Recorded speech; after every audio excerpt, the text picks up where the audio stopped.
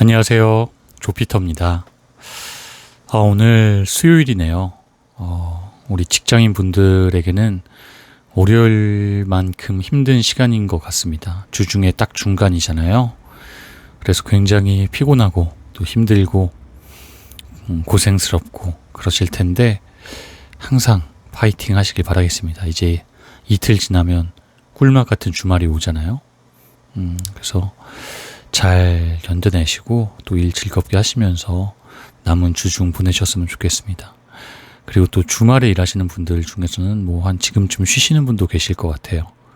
그런 분들은 오늘 하루 푹 쉬시면서 재충전하시고 리프레시 하시면서 또 이제 일할 날들을 위해서 열심히 충전하는 시간 가지셨으면 좋겠습니다.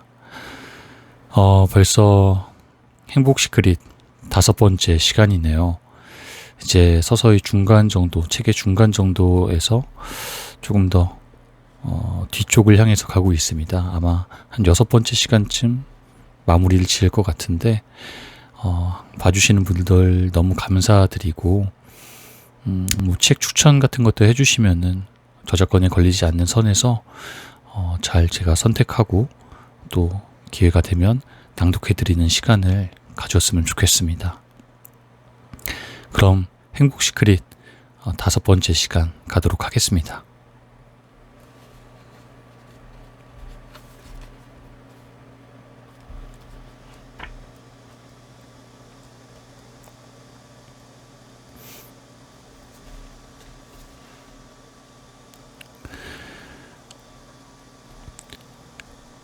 긍정의 힘은 전진할수록 멀리 비춘다.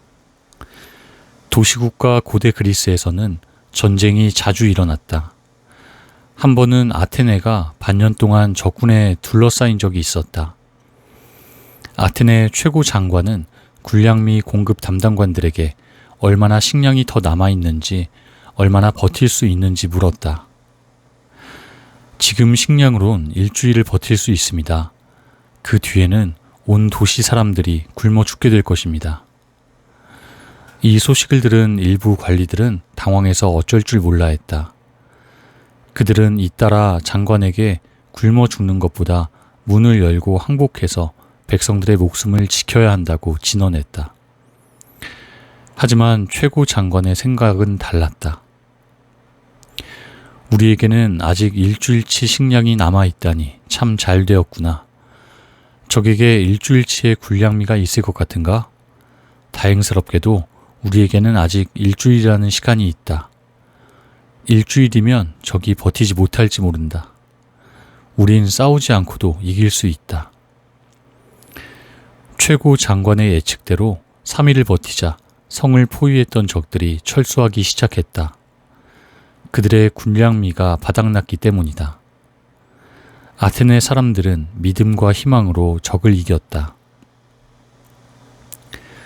군량미가 일주일치밖에 남지 않았다는 말을 들었을 때 관리들은 식량이 너무 부족해 굶어 죽을지 모른다고 염려했다.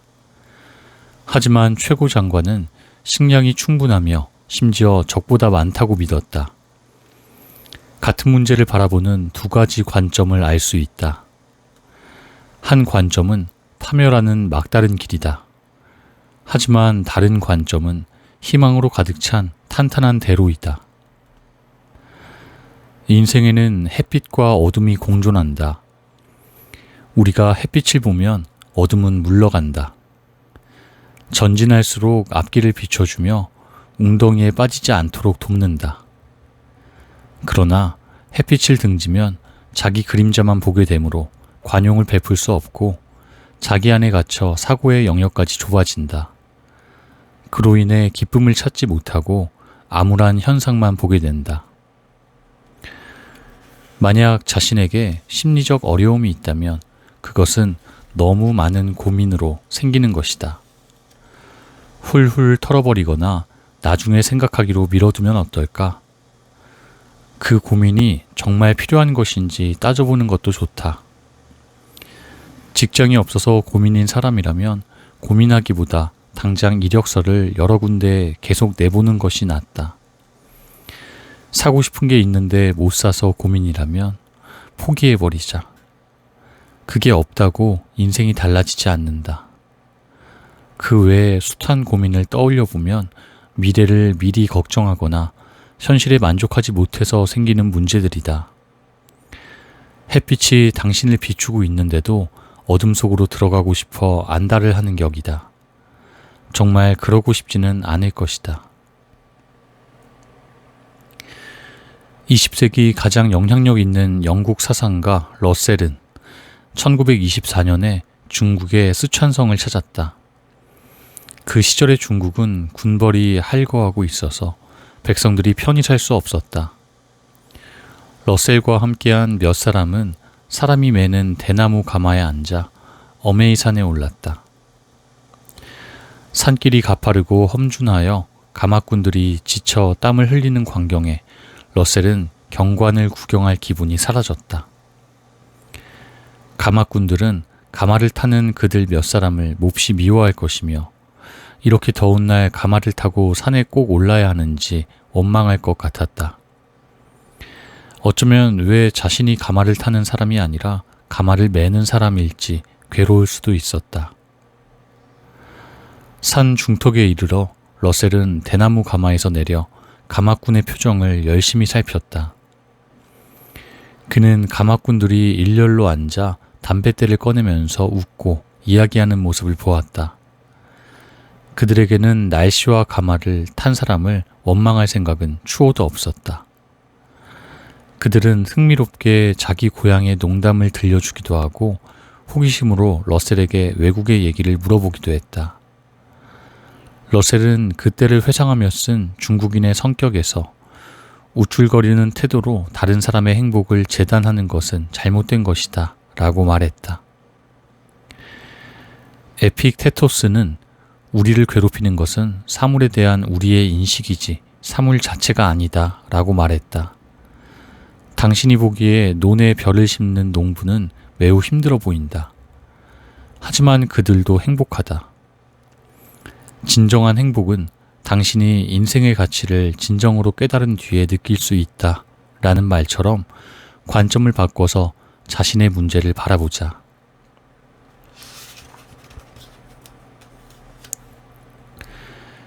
재물이나 성공보다 사랑을 먼저 구하라. 물질과 명예는 삶을 풍성하게 만든다. 존경 어린 눈빛을 받게 하고 인정과 그에 따른 경제적 여유까지 창출해낸다.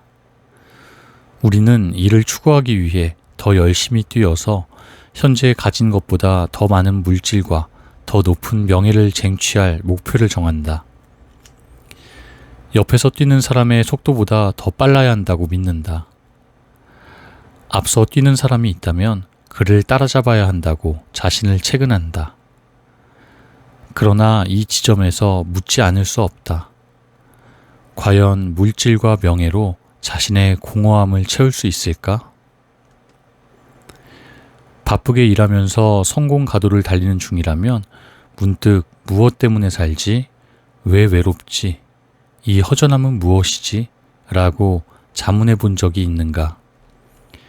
남들은 부럽다 하고 여기저기 불러주는 곳도 많고 통장에 찍히는 수입도 만만찮은데 정작 자신은 채워지지 않는 허탈함을 느낀다.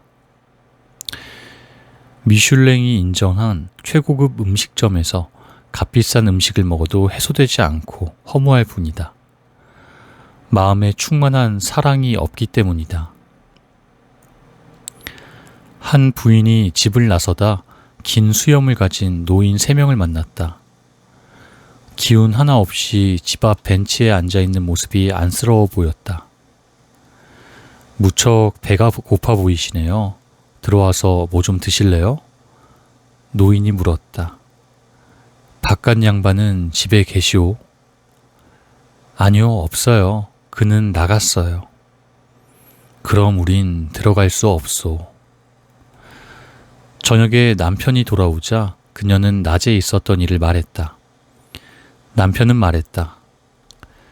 그들에게 내가 집에 왔다고 말해줘요. 그들을 빨리 초대해요. 부인은 노인들을 집으로 초대했다. 미안하지만 우리 셋은 한 번에 한 집에 들어갈 수 없소. 왜죠? 그 중에 한 노인이 그의 친구를 가리키며 말했다. 저 친구의 이름은 재물이요. 저 친구는 성공이고 나는 사랑이요. 노인은 잠시 뜸을 들인 뒤 덧붙여 말했다. 들어가서 남편과 상의해 보시오. 우리 중에 누가 당신의 집에 들어가는 게 좋겠는지. 부인은 남편에게 방금 한 대화를 얘기해 주었다. 그녀의 남편은 매우 기뻐하며 말했다. 오, 그런 것이군요. 그럼 빨리 재물을 들어오라고 하세요. 부인은 반대했다. 여보, 성공을 들어오라고 하는 게 어떨까요? 둘의 의견이 팽팽하게 맞섰다. 남편은 고민하다 말했다. 그러지 말고 사랑을 초대하는 게 어떨까요? 그게 더 좋은 것 같다는 생각이 드네요. 부인은 집 밖으로 가서 말했다. 우리는 사랑을 초대하겠어요. 사랑은 일어서서 집 안으로 들어섰다. 그러자 다른 두 노인도 그와 함께 안으로 들어왔다.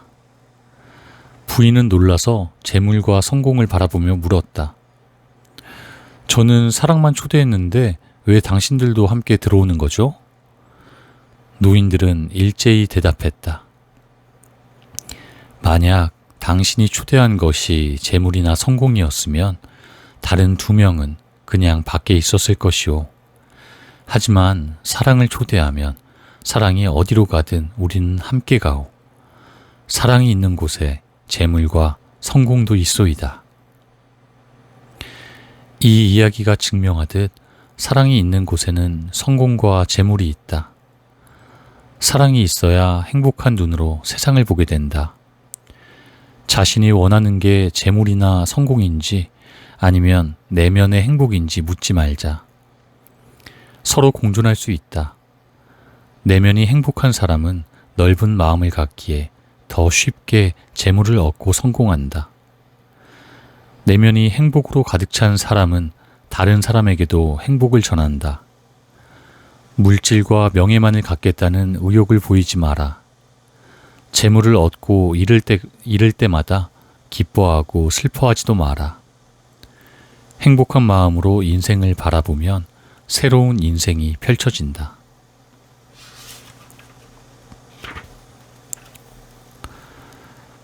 파트 4. 행복 더하기. 행복.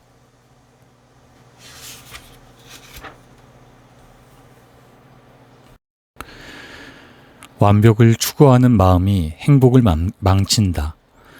완벽해서 행복한 게 아니다.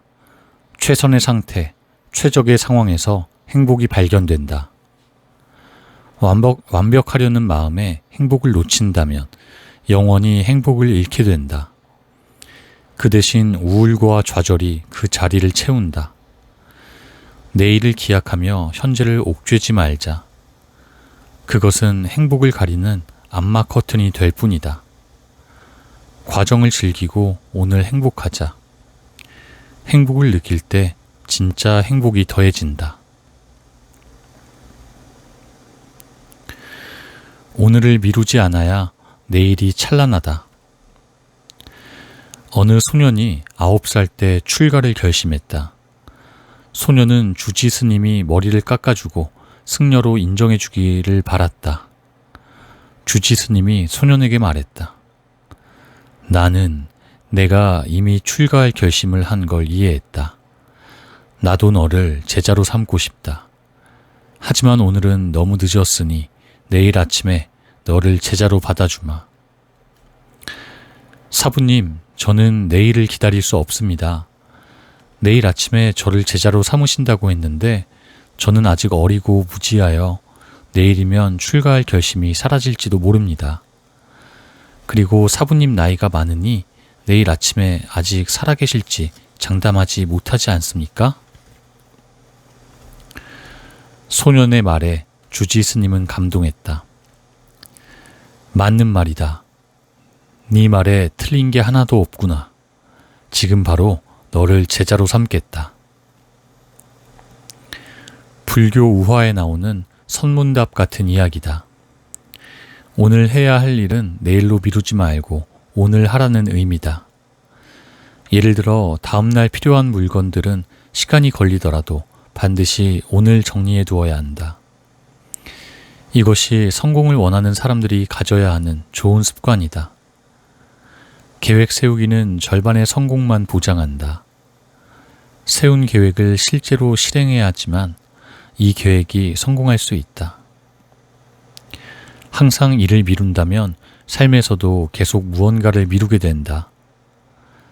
바라는 것을 다음 순간으로 미룬다면 어떻게 행복해질 수 있겠는가?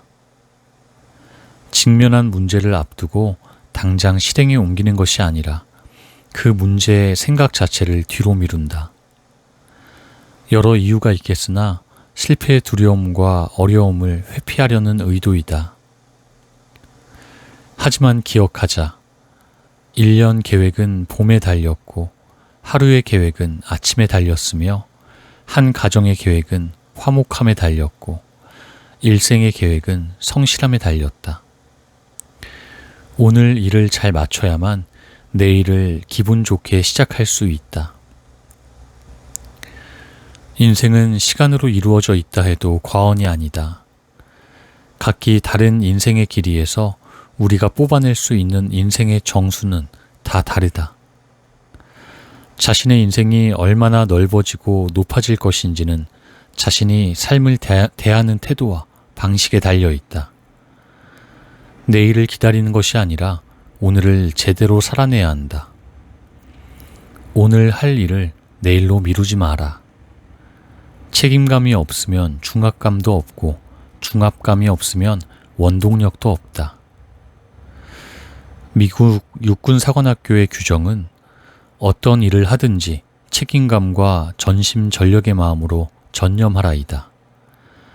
하버드의 인생 철학은 시간을 소중히 대하고 모든 것은 오늘부터 지금부터 시작된다이다. 하버드에서는 시간을 낭비하면 안 된다. 그들은 사람이 가진 가장 최고의 자원은 시간이라고 여긴다. 시간을 잃어버리는 것과 불행을 비교할 수 없다고 생각한다. 그래서 그들은 절대로 일을 뒤로 미루지 않는다. 빌 게이츠가 어렸을 적 고향 마을에서는 암송대회가 열렸었다. 빌 게이츠는 매년 경기마다 3등 안에 들며 우승했다. 그는 어렸을 때부터 책 읽는 좋은 습관을 길러왔다. 9살 때 그는 백과사전을 다 읽었다. 11살 때에는 마태복음 중 가장 긴 장을 암송했다. 이 모든 것은 빌 게이츠의 외할머니 덕분이었다. 타고난 암기력과 사고 능력이 있음을 발견한 외할머니는 빌 게이츠에게 매일 일정한 글을 읽고 몇 개의 문제를 생각해 보게 했다. 이걸 다 끝내지 못하면 나가서 놀 수 없었다. 외할머니는 항상 오늘 일은 오늘 완성해야 한다고 말하며 내일은 또 다른 새로운 일들이 기다리고 있을 거라고 했다. 이 습관 덕분에 빌 게이츠는 지금도 오늘 일을 절대 미루지 않을 뿐만 아니라 자녀에게도 오늘을 제대로 살아내는 것이 가장 중요하다고 가르친다. 오늘의 일은 오늘 끝내고 내일은 당신을 기다리는 새로운 일들을 완성하라. 만약 우리가 지금 일을 내일로 미룬다면 내일의 임무는 언제 완성할 수 있겠는가? 내일 또 내일, 우리가 미룰 수 있는 내일이 얼마나 많은가? 하지만 명심하자. 내일은 지나가는 오늘을 위해 존재할 뿐이다. 오늘 주어진 일을 모두 끝내고 다시 맞는 새로운 오늘을 기대해야 한다. 그래야만 진일보할 수 있다.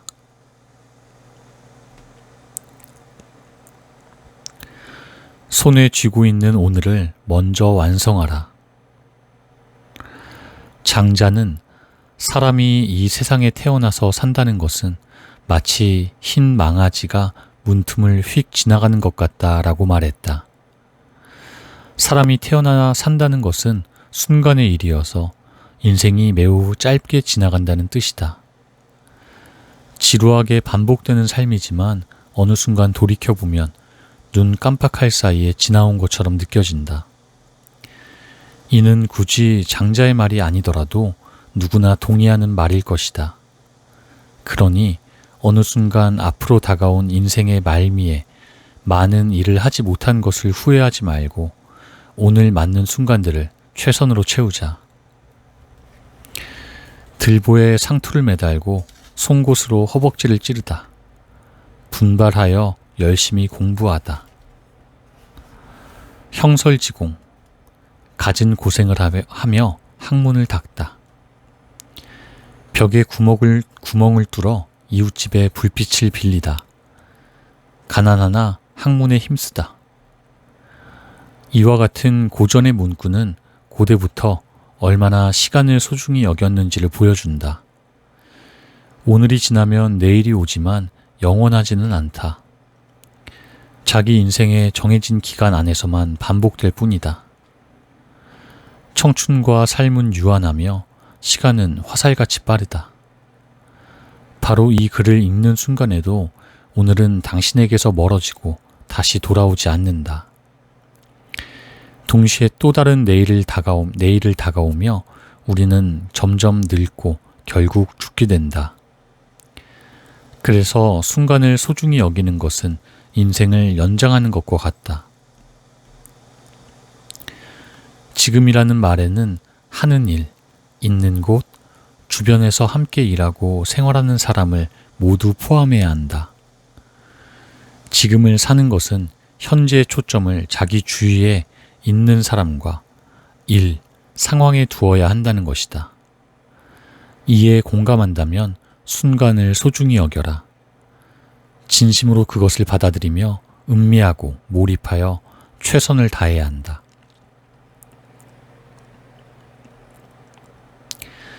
옛날 꿈에서라도 과거 시험에 합격하고 싶어하는 서생이 있었다. 하지만 그는 무슨 일을 할 때마다 늘 이렇게 말했다. 에이, 오늘은 이만하면 됐다. 나머지는 내일 하지 뭐. 그는 이런 식으로 하루하루를 보냈다. 그의 게으름은 날이 갈수록 더해졌고 전혀 머리를 쓰지 않았다. 결국에는 외우고 쓰려는 의지조차 사라졌다. 과거 시험은 매년 보았지만 당연히 합격하지 못했다. 그는 과거를 보고 돌아온 날이면 이렇게 말했다. 올해 시험은 너무 어려웠어. 다음에 잘 봐야겠어. 내일부터 공부하려면 오늘은 잠을 푹 자야 해. 이 서생은 내일을 기다리느라 자신이 실존하는 오늘을 붙잡지 못했다.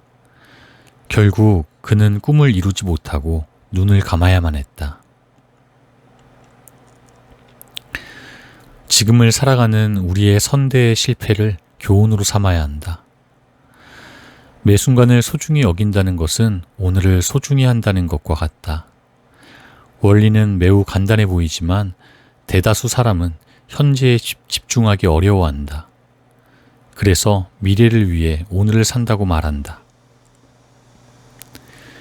미래의 일로 손에 잡히지 않고 저 멀리에 있어서 확실하지 않은 것에 집중하지 말자.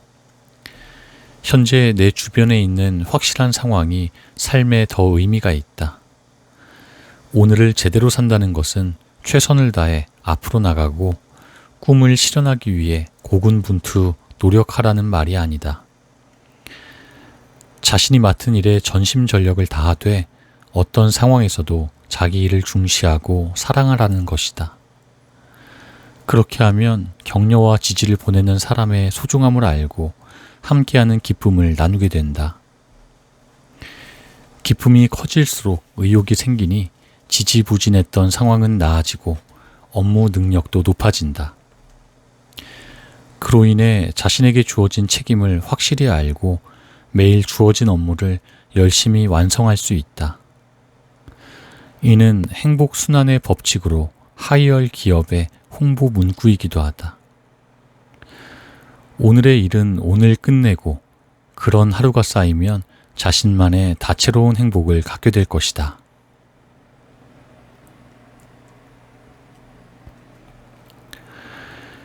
일찍 깨달은 만큼 일찍 누리는 행복.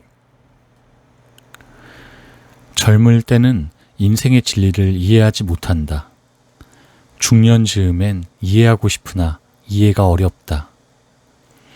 나이가 들었을 때는 어느 정도 이해하게 되지만 이미 너무 많은 것들을 잃어버린 뒤다. 그러므로 이 이치를 빨리 깨달으면 구분길을 안 가고 좌절하지 않게 된다. 삶의 길을 더 평온하고 순조롭게 걸을 수 있고 행복을 느끼는 감흥도 더 커진다. 행복은 사람의 마음이 편안한 환경과 생활을 뜻한다. 자신이 마음먹은 대로 되었을 때 느껴지는 충만한 기쁨이다. 이 행복은 사람마다 각기 다른 이해와 경험이 있기에 행복의 기준이나 척도도 모두 다르다.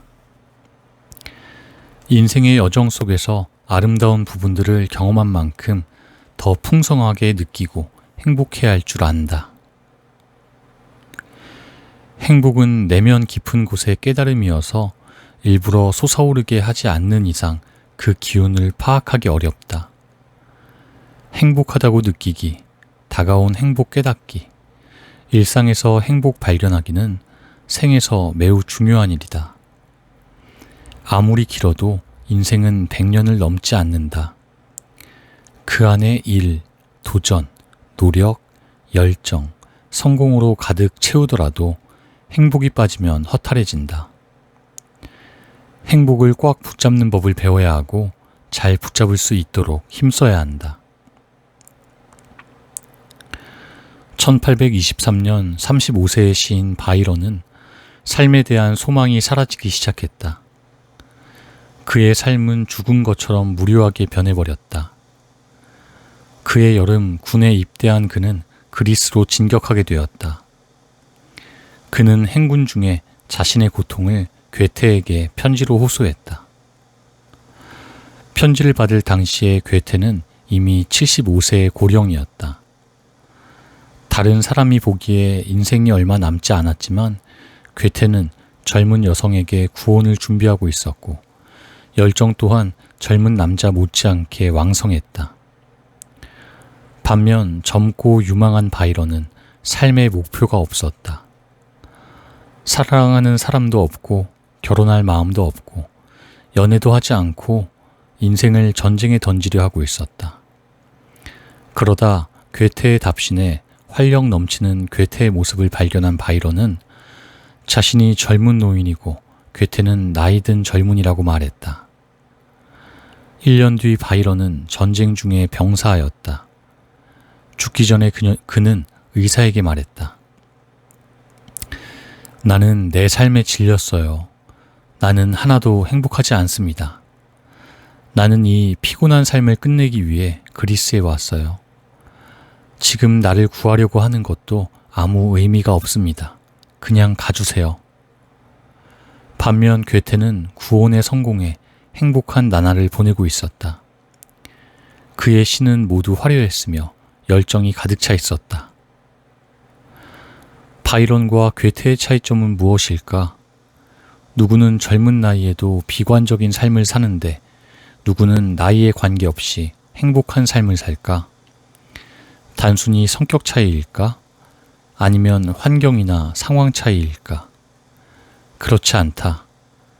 긍정적으로 행복의 가능성을 찾고 볼 줄 아는 마음의 차이이다. 일, 성공, 꿈 등도 중요하지만 그 안에 행복이 없으면 불행하다. 바이런 역시 세상에서 가장 진귀한 것이 행복임을 깨닫고 긍정적인 마음으로 살았더라면 삶이 달라졌을 것이다. 기쁨과 즐거움이 교차하며 삶의 희열을 느꼈으리라. 하지만 자기 삶에서 기쁨을 우울로 덮어버린 바이런은 마음속 행복을 솟아오르게 하지 않으니 인생도 그에게 행복을 보여줄 수 없었다. 결국 우울과 원망 속에서 죽을 수밖에 없었다. 행복은 음미하는 것이고 느끼는 것이다. 사람이 깨닫는 감정 중 하나이며 확실하게 이해할수록 더 큰 행복으로 다가온다. 이해하고 이해받는 것은 서로 통하는 것이어서 이해하는 사람들끼리는 행복해질 수 있다. 기쁨과 만족을 키울 수 있다. 행복의 층위는 각양각색이고 넓고 고르게 퍼져 있다. 하지만 행복이 스스로 달려와 당신 품에 안기지는 않는다. 매사에 불평불만을 쏟아놓는 사람에게서는 도망친다. 응어리진 마음을 풀지 못하는 사람, 이기적인 사람, 관용을 베풀 줄 모르는 사람, 배려심이 없는 사람이 어떻게 행복할 수 있겠는가? 괴테는 당신이 이해할 수 없는 것은 당신이 소유할 수 없다라고 말했다. 우리가 행복을 느끼고 기억하는 법을 배우면 삶이 무료하다고 불평하지 않는다. 평범하고 재미없다고 생각지도 않는다. 행복의 범위를 넓힐수록 공허함과 외로움은 찾아들지 못한다. 당신의 가슴에는 이전에 경험한 행복뿐만 아니라 아직 누려본 적 없는, 앞으로 기대할 수 있는 행복까지 보관되어 있다. 그것을 솟구쳐 오르게 하자.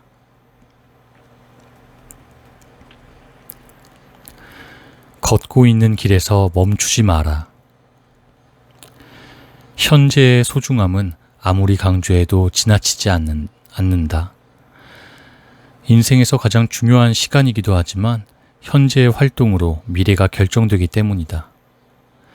자신이 기록한 과거는 지나왔고 되돌아갈 수 없다. 위대한 과학자, 돈 많은 부자, 사상을 지배하는 철학자도 지나온 시간은 단 1초도 되돌릴 수 없다. 그렇게 보면 시간이란 참으로 공평하다는 생각이 든다. 누구나 현재를 같은 속도로 지나고 있기 때문이다. 그래서 더더욱 중요해지는 순간이기도 하다. 현재를 통해 미래로 가는데 이 시간을 어떻게 활용하느냐에 따라 미래를 다르게 맞이한다. 이를 잘 아는 영국의 극작가인 셰익스피어는 시간이라는 시계에는 현재라는 두 글자만 있다 라고 말했다. 어느 날 아름다운 여성이 철학자에게 물었다. 당신과 결혼하고 싶어요. 저랑 결혼하면 당신은 이 세상에서 가장 행복한 사람이 될 거예요. 앞으로도 저만큼 당신을 사랑하는 사람을 만나지 못할 거예요. 철학자는 아가씨에게 말했다. 그렇다면 생각할 시간을 좀 주세요. 그때부터 철학자는 그의 철학적 사고 능력을 동원해 결혼과 결혼하지 않는 것의 좋은 점을 비교하기 시작했다. 그리고 결혼하는 것과 결혼하지 않는 것의 장점과 단점이 같다는 것을 발견했다. 그래서 그는 그가 걸어보지 않은 길을 경험해 보겠다고 결정했다. 그는 그 여자의 집에 찾아갔다. 그녀의 아버지가 거실에 앉아 있었다. 저는 생각을 마쳤습니다.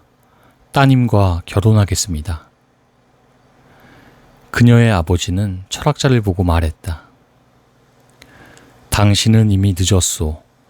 그녀는 지금 새 아이의 엄마가 되었소. 오래 지나지 않아 철학자는 번민하다가 죽었다. 죽기 전에 그는 자신이 생전에 쓴 작품들을 다 불태우고 유언을 남겼다. 인생의 전반부에는 망설이지 말고 후반부에는 후회하지 마라. 우리는 모든 일에 과감히 결정하는 것 같지만 의외로 결정을 망설이느라 많은 기회를 잃어버린다. 주변 사람에게 조언을 구하여 특별한 해법을 찾으려고 하지만 자신의 마음과 같지 않아 흔쾌히 받아들이지도 못한다. 자기 의지대로 진행하자니 실패의 두려움이 엄습한다.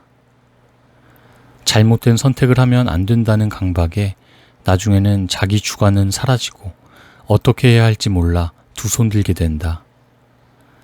그러나 그 시점에서도 변하지 않는 사실 하나는 주저하고 머뭇거리는 순간에도 시간은 계속 흘러간다는 것이다.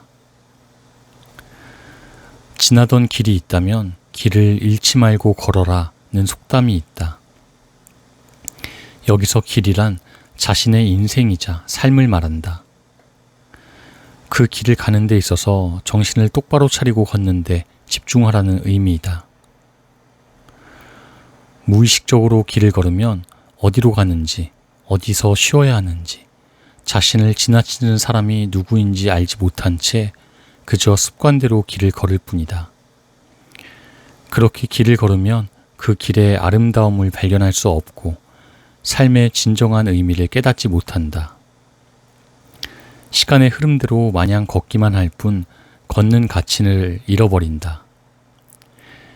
그래서 그에게는 기쁨이나 행복도 없고 걷는 과정에 즐거움은 더더욱 없다. 자기 삶의 선택에서 심사숙고하되 시간을 허비하지 말자. 인생이란 길은 직선으로 난 100m 트랙이 아니다. 굽이굽이 돌아가는 길이고 오르막과 내리막이 혼재된 길이다. 발꿈치를 들고 그 길을 내다보려 해도 몇 미터 앞밖에 보이지 않는다. 차라리 가던 길에서 길을 잃지 않도록 꿋꿋이 걷는 편이 낫다. 그 길에서 발생하는 일에 최선을 다하고 만나는 사람과 인연을 소중히 여기자. 걷기에 지치지 않아야 먼 길을 갈 수 있다. 삶에 지치지 않도록 밝은 웃음을 잃지 말자. 그것만이 당신을 지탱해주는 힘이 된다.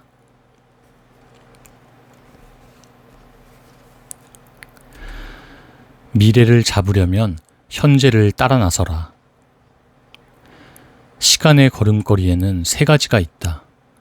느릿느릿 오는 미래, 화살처럼 빠르게 날아가는 현재, 영원히 멈춰 움직이지 않는 과거이다. 시간의 걸음을 쫓기 위해선 현재를 따라 나서야 한다. 성큼 앞서지 말고 그것이 몰래 달아나지 않도록 붙잡고 이용하자. 그렇지 않으면 현재는 당신을 따돌리고 달아나고 인생은 어떤 목표도 없이 그저 무료하게 흘러가게 된다. 떠놓은 물처럼 어떤 의미도 없어진다. 시간을 붙잡아야 한다. 움켜쥐고 자신이 원하는 대로 활용되도록 주물러야 한다. 처음에는 마음대로 시간을 주무를 수 없다. 시간이 워낙 밀고 나가는 성질이 강해서 어느 한 사람의 소나기에 잡히려 들지 않는다. 그럴수록 시간 운용을 포기해서는 안 된다. 시간은 영원히 현재라는 두 글자밖에 모른다. 매 순간을 책임지겠다는 마음가짐으로 시간을 잡으면 생각보다 쉽게 자신에게 적응시킬 수 있다. 시간은 인생을 나타낸다. 더 많은 시간을 쟁취하고 붙잡고 시간이 당신을 위해 일하도록 다스리자. 짧은 인생이지만 시간을 붙잡아 길게 활용할 수 있다. 과거는 이미 지나갔다. 어떤 조건을 제시하더라도 만회할 수 없다. 하지만 미래는 미지수이고 현재에 의해 결정된다. 미래를 위해 현재를 잘 살아낼 때 후회를 남기지 않도록 힘써야 한다. 어린 동자승이 있었다. 아침마다 일찍 일어나서 사원 청소를 맡고 있었다. 하지만 동자승에게 사원 청소는 매우 어려운 일이었다. 사원에는 매일 수많은 잡동사니가 나뒹굴었다. 특히 가을이면 바람이 불 때마다 낙엽이 한가득 쌓였다. 그럴 때면 바쁘게 일해도 낙엽을 다 쓸지 못했다. 동자승은 그 때문에 머리가 아프고 짜증이 났다. 딱 한 번 청소로 땅에 떨어진 모든 낙엽을 깨끗이 치울 수 있다면 얼마나 좋을까? 동자승은 절의 다른 스님들에게 어떻게 하면 좋을지 물었다. 한 스님이 대답했다. 매일 청소하기 전에 나무를 힘껏 흔들어 봐. 그렇게 하면 떨어질 것 같은 잎들이 다 떨어지겠지. 그럼 너는 엄청 바쁘게 일하지 않아도 될 거야. 동자승은 이 말이 일리가 있다고 생각했다. 그래서 다음날 일찍 일어나서 정원에 있는 모든 나무를 있는 힘껏 흔들었다. 이렇게 하면 앞으로 떨어질 잎들을 한 번에 청소할 수 있을 거라고 믿었다. 다음날 정원에 간 동자승은 눈이 동그래졌다. 정원에는 낙엽이 여전히 많이 떨어져 있었다. 동자승은 참을 수 없어서 주지 스님에게 물어보러 갔다. 주지 스님은 동자승의 머리를 쓰다듬으며 말했다. 어리석구나. 내가 아무리 노력해도 내일 떨어질 낙엽을 미리 떨어지게 할 수는 없으니라. 내일 일은 아무도 모른다. 내일 일은 내일이 되어야 알 수 있다. 오늘을 사는 사람은 내일이란 문제를 영원히 풀 수 없다. 불교의 섭리는 지금을 살라고 충고한다. 그렇다면 무엇이 지금인가? 간단히 말하면 지금에는 눈앞의 사람, 주변의 일, 그 순간의 감정이 포함된다. 지금을 산다는 것은 과거를 슬퍼하지 않고 미래를 기뻐하지 않으며 진심으로 그 순간의 감동과 행복에 집중하는 것이다. 과거로 돌아갈 수 있는 사람은 없다. 그래서 역사도 변할 수 없다. 또 누구도 미래로 갈 수 없으므로 예측할 방법도 없다. 우리가 알 수 있는 건 오직 지금뿐이다. 자신이 가진 사랑과 지혜를 지금의 삶에 녹여내서 진실하게 인생을 느낀다면 그것이 바로 행복이다. 현재에 집중하자. 미래의 꿈에 파묻혀서 자신을 잃어버리고 현재를 잃어버려서는 안 된다. 내일이나 내년 혹은 노후를 위해 더 많이 벌어야지. 더 큰 집으로 이사 가야지. 더 좋은 직장에 들어가야지. 승진해야지. 일해야지. 모아야지. 이겨야지 하며 현재를 건너뛰려고 하지 마라. 그것들은 자신의 현재가 행복하다고 느낄 때 열리는 열매이다. 중국 문학과 루신의 명언 중에 시간은 곧 인생이다. 이유 없이 다른 사람의 시간을 허비하는 것은 재물을 탐내서 사람을 해치는 것과 다름없다. 라는 말이 있다. 시간을 관리하는 법을 배우는 것은 하나의 매우 중요한 학문이다. 시간은 금과 같지만 금으로 시간을 살 수 없다. 하루, 1시간, 1분, 1초는 모든 사람에게 공평하게 주어지지만 이를 이용하는 부지런한 사람에게 시간은 많은 열매를 준다. 게으른 자는 백발 외에 아무것도 주어지지 않는다.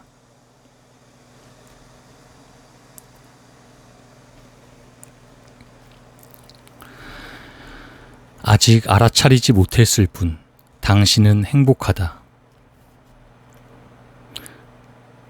사람은 선천적으로 탐욕스러워 현실에 만족하지 않고 더 많은 것을 갖고 싶어 한다. 옷과 음식, 생필품이 살아가는 데 충분해도 더 호화로운 삶을 추구한다. 자신이 가지고 있는 상태가 최상이라고 여기지 않는 것이다. 더 크고 비싸고 고급스러운 남들이 부러워할 만한 것들을 가지고 싶어 한다. 하지만 이러한 탐욕과 불만이 자신을 행복에서 멀어지게 만든다는 사실을 기억해야 한다. 지금 자신이 가진 것들에 감사하고 즐거워해야 또 다른 행복이 스며든다. 천하를 다 가진 국왕이 있었다. 세상을 호령하는 그이지만 어떤 파티나 모임에 가서도 아무것도 느낄 수 없었고 항상 뭔가 부족하다는 생각이 들었다. 아주 중요한 무엇인가 빠진 느낌이었다. 그러나 아무리 둘러봐도 모든 것이 풍족했다.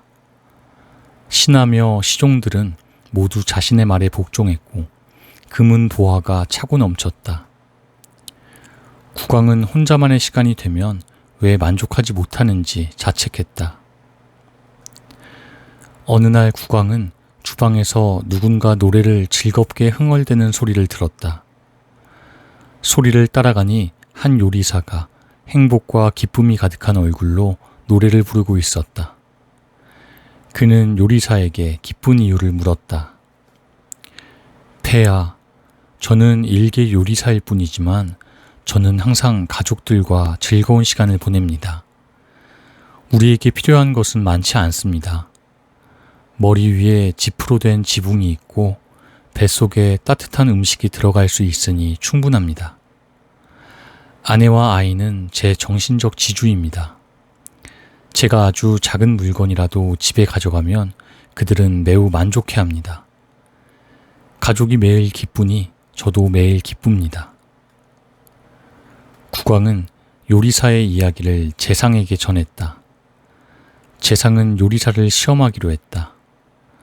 주머니에 금화 99개를 넣고 그 주머니를 요리사 집 입구에 걸어두게 했다.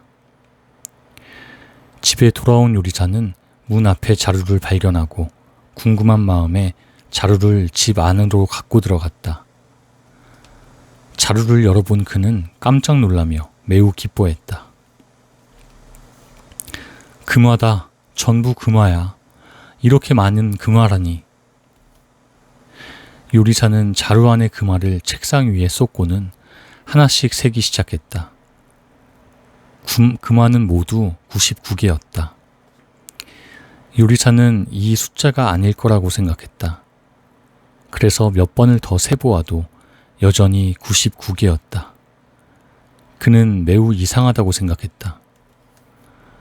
요리사는 99개일 리가 없잖아. 누가 99개만 넣겠어. 그럼 나머지 하나는 어디 갔지? 라고 중얼거리며 금화를 찾기 시작했다. 그는 지쳐 쓰러질 때까지 방과 정원을 다 찾아보았다. 하지만 결국 찾지 못했고 그는 매우 절망하며 슬퍼했다.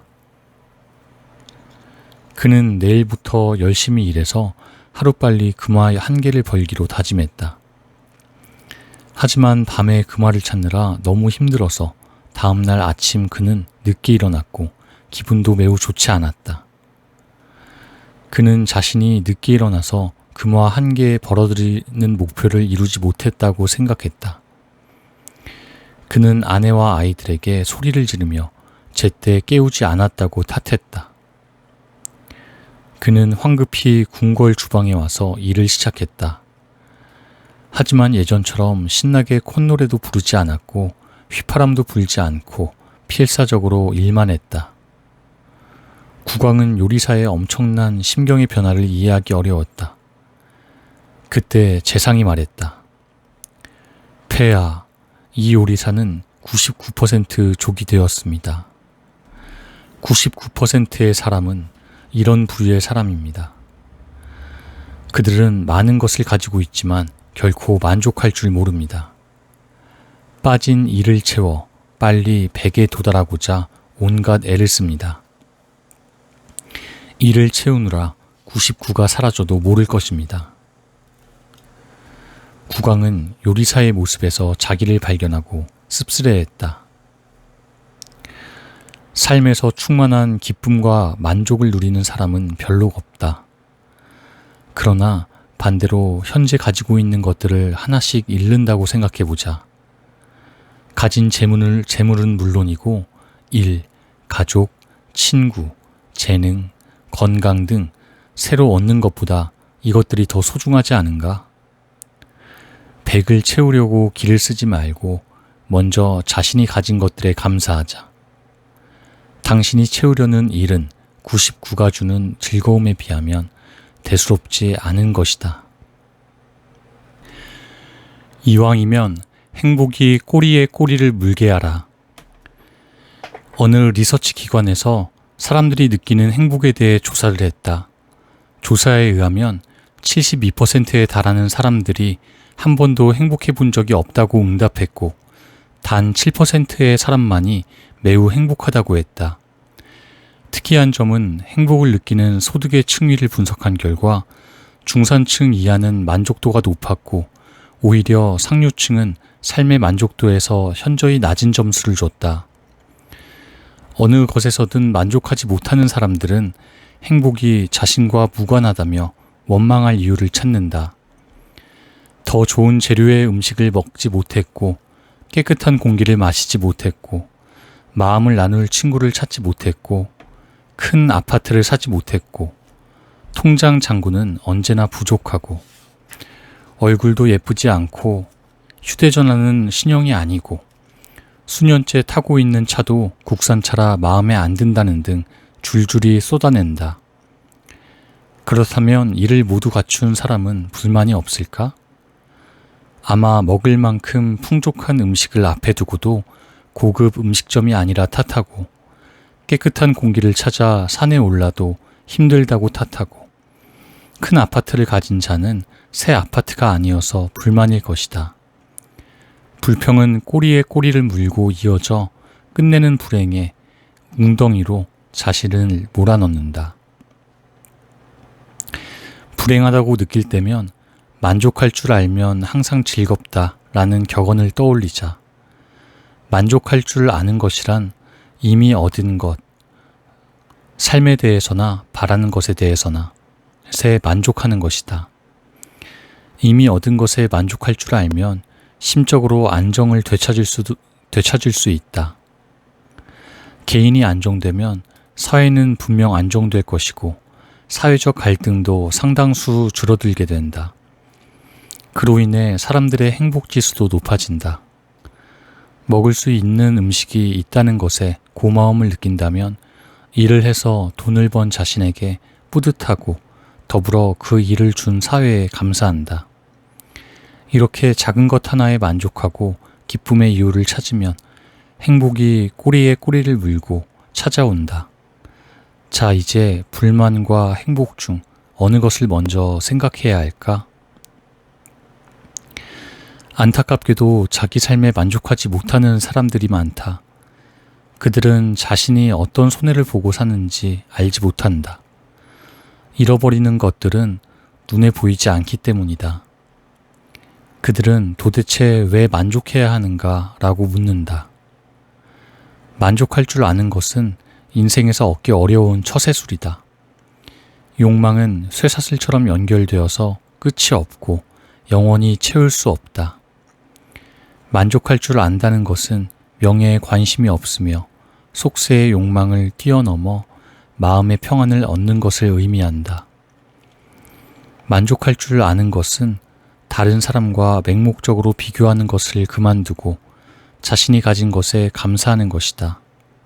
건강한 몸, 사랑하는 사람과의 연애, 서로 생각해주는 가족, 친구와의 교감, 선생님의 훈계, 선배의 신신당부같이 사소한 것 등은 우리가 만족할 줄 알아야 하는 근거이자 이유다. 하지만 상대적 개념이 종종 우리를 괴롭힌다. 우리의 시선은 자신을 보는 것보다 상대를 보는 데 익숙하기 때문이다. 자신이 가지지 못한 것을 상대가 가지고 있거나 누리고 있을 때 눈에 먼저 들어온다. 이는 부러움과 시샘으로 변하고 열심히 자신을 채근한다. 저것을 갖기 위해 너는 더 노력해야 해 라고 생각하며 너그러웠던 마음은 일순간 탐욕으로 점철되기도 한다. 이제 당신이 가야 할 길은 정해져 있다. 상대가 가진 것을 향한 집념과 그것을 갖기 위한 분투이다. 그것을 쟁취해야만 즐거움과 행복을 되찾을 거라고 믿는다. 과연 그럴까? 다른 경험들에서도 느끼겠지만 한 번 잃어버리면 되찾기 힘들다. 행복도 그렇다. 당신은 평생을 살고 평생을 일하며 평생을 싸우면서 평생을 생활해야 한다. 그 안에 행복이 눌러앉게 하고 자기에게 주어진 행복을 정확히 보자. 그 행복 위에서 자기 위치를 바로잡고 정도를 잘 파악하면 부정적인 요소도 긍정적인 요소로 변화시킬 수 있다. 성공으로 가는 길과 행복으로 가는 열쇠를 장악하게 된다. 시대에 따라 행복의 정의와 추구하는 바도 달라졌다. 오늘날은 과거 행복의 기준이 얼마나 작고 비천하며 한결같았는지 상상하기 어렵다. 사냥하던 시절에는 매머드 한 마리를 잡으면 그야말로 축제가 열렸다.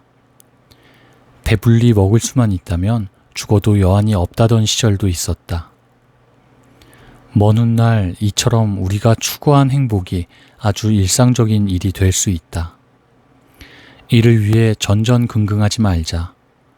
당신은 행복하다. 아직 모를 뿐이다.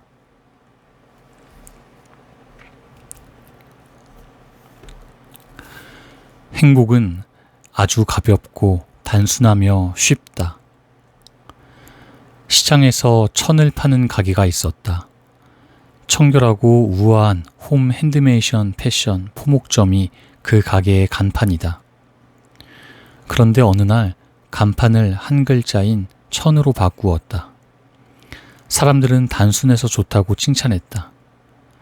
이 가게의 영향을 받아서인지 옆에 가게도 간단한 큰 글자로 간판을 바꿨다.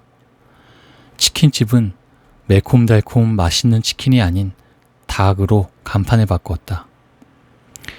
간판을 제작하는 글자 수에 따라 비용이 더 들어가서 돈을 아낄 겸 한 글자로 했다고 했다. 이 한 글자 간판은 복잡하고 화려한 다른 간판들 속에서 상대적으로 눈에 잘 띄었다. 행인들은 모두 한 글자 간판이 심플하고 지혜로운 아이디어라고 칭찬했다.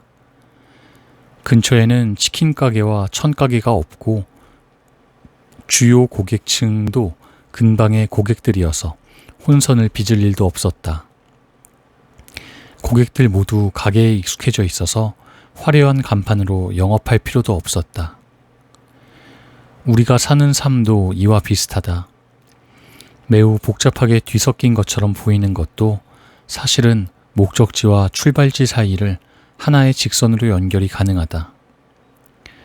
여기저기 이것저것 신경을 쓰고 살지만 실질적으로 불필요한 것들이 많고 삶의 본질에서 벗어난 곁길인 경우가 대다수이다.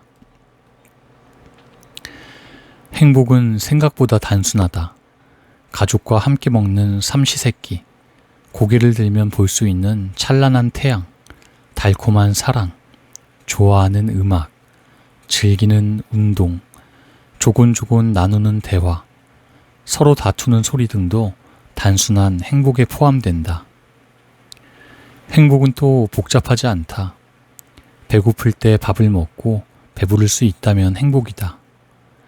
목마를 때 마실 물이 있는 것, 입을 수 있는 옷이 있는 것, 가난할 때 쓸 수 있는 돈이 있는 것, 피곤할 때 쉴 수 있고 졸릴 때 잘 수 있는 것이 행복이다.